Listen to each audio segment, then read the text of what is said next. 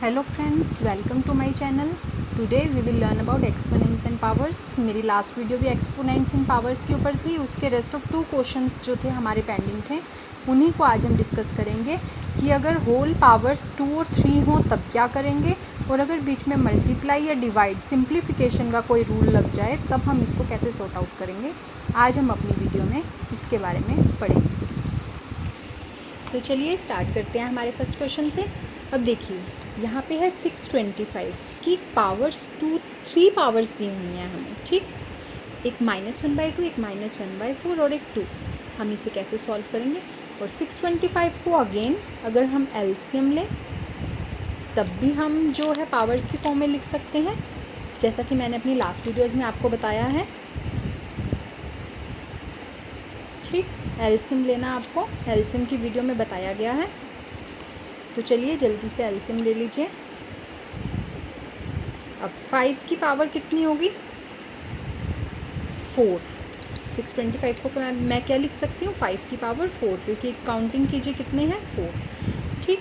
अब इसकी पावर और क्या है, एक दी हुई है -1/2, ठीक। मल्टीप्लाई में साथ में लिख लीजिए, एक दी हुई है -1/4 और एक पावर दी हुई है आपको 2। अब 2 से 2 कट गया, ब्रैकेट्स का मतलब होता है आपस में मल्टीप्लिकेशन में है ये पावर्स, तो इन्हें आपस में मल्टीप्लाई कर देना है। माइनस माइनस क्या हो गया, प्लस, तो मतलब कि मेरे पास बचा 5 की पावर 4 की पावर 1/4 और 4 भी आपस में क्या होंगे, कट। कैसे, यहाँ पे लगा के देख लीजिए, 5 की पावर 4/4 बन जाएगा, ये आपस में कट हो गया। सो 5 की पावर 1 यानी कि 5 आपका क्या हो गया, आंसर। तो अगर काफ़ी सारी पावर्स दी हों तो इस टाइप से आप सॉल्व कर सकते हैं। लास्ट क्वेश्चन, इस लास्ट क्वेश्चन के बाद मैं आपको क्यूब्स के बारे में और स्क्वायर रूट्स के बारे में भी इसी वीडियो में बताऊंगी, तो मेरी वीडियो में जो है लास्ट तक बने रहिए। चलिए करें अपना नेक्स्ट क्वेश्चन। 81/16 पावर -3/4। अब जो सिंप्लीफिकेशन के ऊपर मैं अपनी जो है वीडियो एक्स्ट्रा बनाऊंगी, ठीक, लेकिन जो सिंप्लीफिकेशन का बोर्ड मास का रूल जो आपको कहता है, वो क्या कहता है कि पहले ब्रैकेट को सोल्व कीजिए, यानी कि इस टर्म को हमें बाद में छेड़ना है। पहले ये जो इतनी बड़ी ब्रैकेट है जिसमें कितने सारे टर्म्स हैं, ठीक, उसे हमें सॉर्ट आउट करना है, उसे सॉल्व करना है। तो चलिए पहले इसे सॉल्व करें। पहले मैं एक स्टेटमेंट लिख रही हूँ ताकि आपको पता चल जाए स्टेटमेंट क्या है। Power is -3। अब इसको सॉल्व करेंगे, ठीक। अब 25 को मैं क्या लिख सकती हूँ, 5 की पावर 2 पावर की फॉर्म में, और 9 को भी क्या लिख सकती हूँ, 3 की पावर 2। तो मैंने दोनों की पावर बाहर ले ली। अगेन इसकी पावर मुझे क्या दी हुई है, -3/2, ठीक। 2 से 2 कट गया। यहाँ पे जो बचा वो क्या बचा, 5/3 की पावर -3। मैं पहले सिर्फ इसी टर्म को सॉल्व करके आपको दिखा रही हूँ। अब पावर -3 है, माइनस को प्लस बनाने के लिए मैंने आपको कल बताया था कि इसको क्या कर दीजिए, उल्टा, ठीक। डिवाइड को अगर आपको सॉल्व करने में मुश्किल लगती है तो इसको जो है मल्टीप्लिकेशन में बदल लीजिए। जैसे ही ये मल्टीप्लाई में बदलेगा तो ये जो टर्म है ये क्या हो जाएगी, उल्टी हो जाएगी, ठीक। लेकिन पावर माइनस नहीं चेंज होगी, क्योंकि ये जो टर्म मैंने उल्टी की है ये डिवाइड की वजह से की है, लेकिन जो अब माइनस का सिंबल है वो एज इट इज़ रहेगा। अब जो माइनस का सिंबल है वो यहाँ पे आपके पास एज इट इज़ है। अब माइनस को प्लस बनाने के लिए इसको फिर से आपको जो है चेंज करना पड़ेगा। ध्यान से सुन लीजिए, पहले मैंने जब चेंज किया वो किस लिए किया, क्योंकि यहाँ डिवाइड था और मैंने मल्टीप्लाई बनाया। लेकिन देन फिर से चेंज क्यों किया, क्योंकि यहाँ पावर माइनस की थी, मैंने प्लस की बनाई।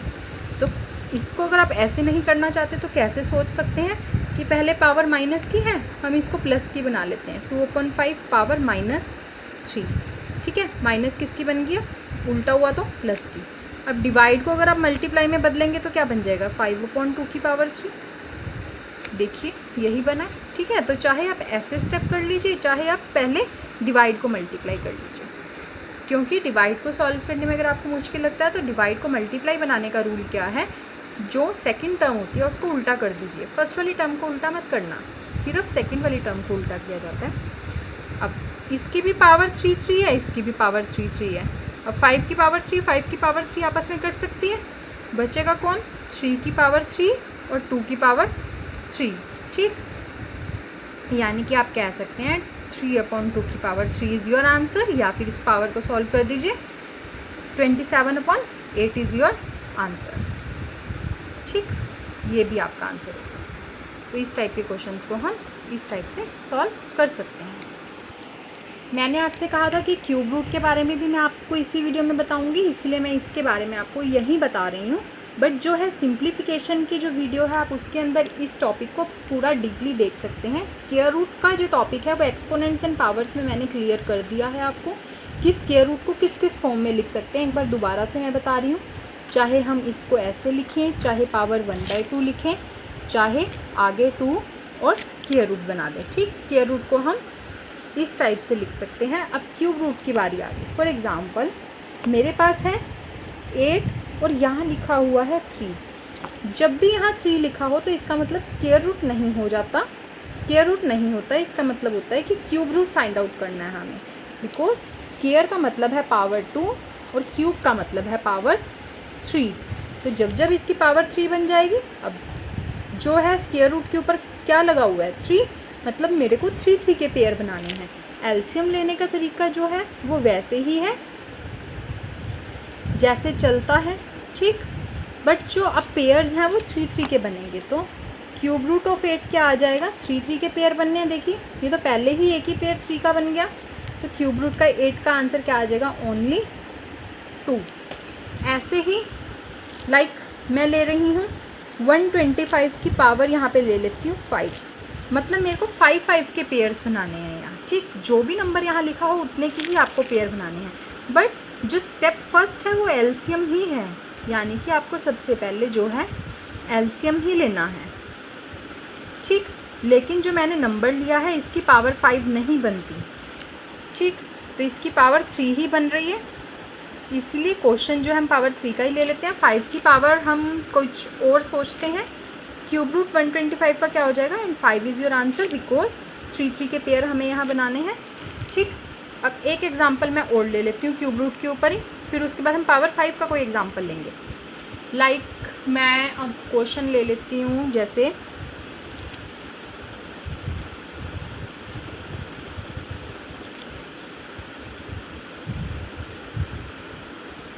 मेरे पास ये क्वेश्चन है। ठीक, इसका क्यूब रूट निकालना है।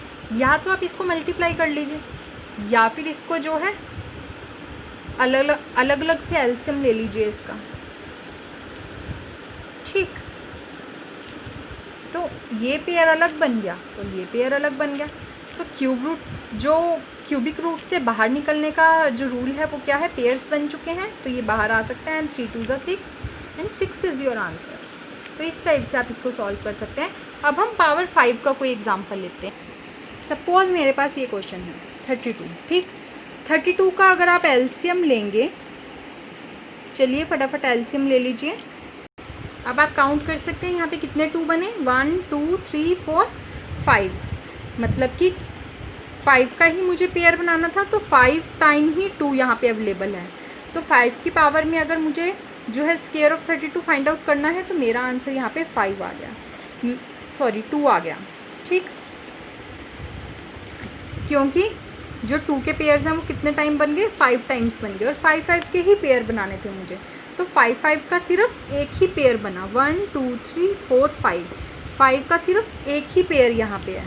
तो निकलेगा कौन रूट से बाहर, इसको आप ऐसे भी लिख सकते हैं 2 × 2 × 2 × 2 × 2। ठीक, इसके ऊपर 5 है, तो ये 5 का पेयर बन गया। तो निकलेगा कौन बाहर, सिर्फ एक ही 2 बाहर निकलेगा, क्योंकि पेयर में से जो नंबर्स पेयर में आ जाते हैं उनमें से सिंगल नंबर बाहर निकलता है, ये आपको ध्यान रखना पड़ेगा। ठीक, तो ये था एक topic cube root, square root के ऊपर जो क्वेश्चंस बन जाते हैं हमारे, या फिर आप कह लीजिए एक्सपोनेंट्स एंड पावर्स के ऊपर। अब आप इसे ट्राई कर सकते हैं। अगर फिर भी आपको कोई प्रॉब्लम आए तो आप कमेंट्स में मुझे लिख के ज़रूर भेजिए। Thank you.